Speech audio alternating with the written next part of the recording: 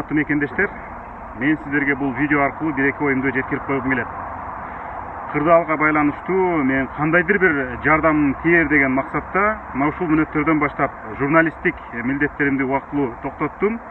Демек, ушундан тартып кайсы бир мөөнөткө чейин, белгисиз мөөнөткө чейин менин кылган иштерим азаттыкка эч кандай байланышы жок. Ал Али Токтокуновдун кылган иштери. Ушул тапта өлкө абдан кыйын кырдаалда турат.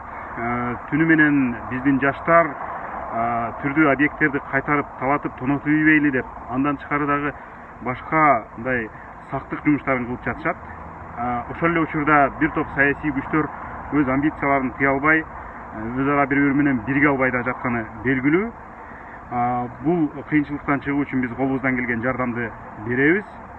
Колубуздан келген тилибиз өткөн иштердин баардыгын кылам мен.